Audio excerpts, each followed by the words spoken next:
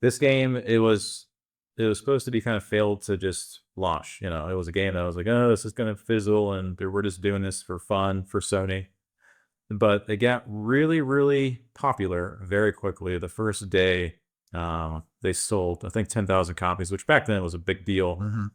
And that entire development team was made up of mostly novice programmers. They essentially hired everyone to work in this team that was a novice in the industry because they didn't want to commit any of their experienced veterans to work in this project. But here we are. So all these newbies made this game that everyone laughed at them for even working on.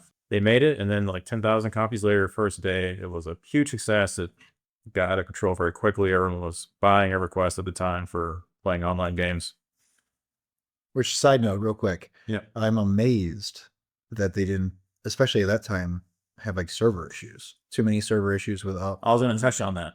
But I remember the wait Yeah. times, but like the crashing of servers, like you see nowadays, even it's like they did a pretty good job altogether. I think even back. Well, they were. Well, I don't think you remember the we're sort gonna- of the wait. Okay, we'll get it. We're gonna touch on this. Like I said, they had low expectations for this game when it launched, and you know, the bandwidth was very quickly maxed out for their home office, and it was so congested, the bandwidth, within a matter of days that nearby office buildings that required internet lost internet.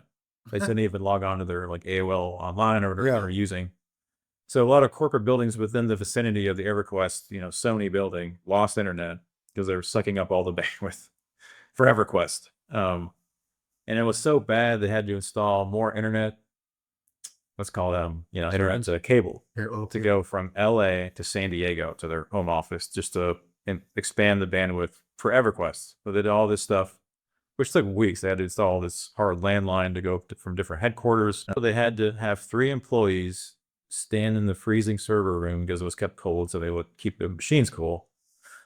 To just stand in there, hit the reset button on the servers in case they crashed because they kept crashing all the time, crashed every hour almost. So they just stood in these freezing rooms with like parkas and just like hit a button for like for weeks. Where's that commitment now? Yeah, yeah. But it gives you an idea of how much they were ill prepared for this kind of successful launch, and I thought that was pretty fascinating.